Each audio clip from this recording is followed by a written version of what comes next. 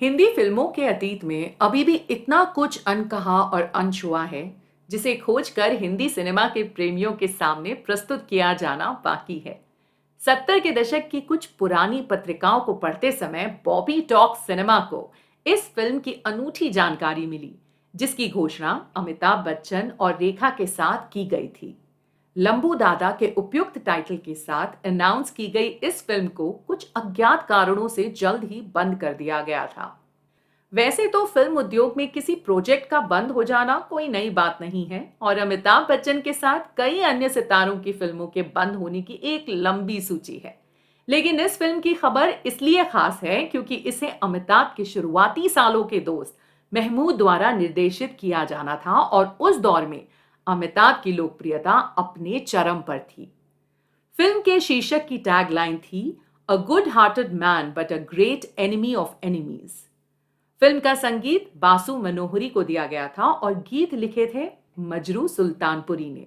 R D Burman की team के प्रमुख संगीतज्ञ बासु चक्रवर्ती और मनोहरी सिंह ने जोड़ी के रूप में बस चंद ही फिल्मों में संगीत दिया, जैसे सबसे बड़ा रुपया, कन्हैया, चटपटी और ये फिल्म जो बन न सकी।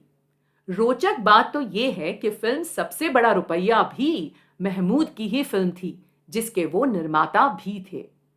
लंबू दादा की अन्य मुख्य भूमिकाओं में थे राकेश रोशन, लीला चिटनिस, मदनपुरी, नाजिर हुसैन और हास्य कलाकारों की एक पूरी टीम में थे केशव मुखर्जी, मोहन चोटी, सुंदर, मुकरी और खुद महमूद। इस शेल्फ फिल्म की एक और अनूठी विशेषता थी।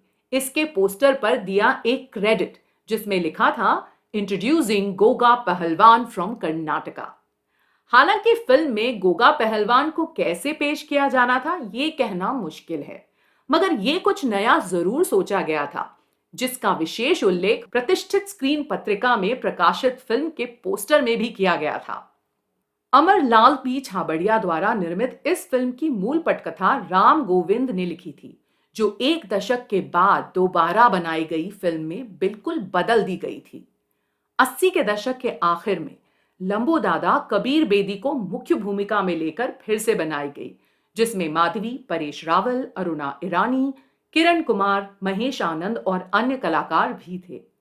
इसमें संगीत था राजेश रोशन का और गीत लिखे थे इंदिवर, अनवर सागर, बयाम सईदी और माया गोविंद ने।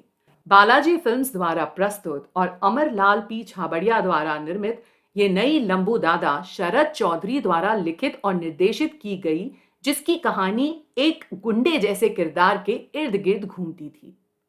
ये 80 के दशक की खास शैली में बनाई गई एक बेहद कमजोर फिल्म थी, जिसमें बैकग्राउंड स्कोर के टेम्पलेट टुकड़े और विभिन्न कलाकारों के लिए अलग अलग आवाजें डब की गई थीं। 1990 में भी इस फिल्म को निर्माण के दौरान कई बाधाओं का सामना करना पड़ा, जिसके परिणाम स्वरूप एक फिल्म के रूप में ना तो ये दर्शकों को कुछ दे सकी और ना ही निर्माताओं को। मगर इसे देखने के बाद एक निष्कर्ष निश्चित रूप से निकाला जा सकता है कि 90 के दशक में आई लंबू दादा उस स्क्रिप्ट पर बिल्कुल भी आधारित नहीं थी जो अनाउंस की गई महमूद और अमिताभ बच्चन की फिल्म के लिए लिखी गई थी।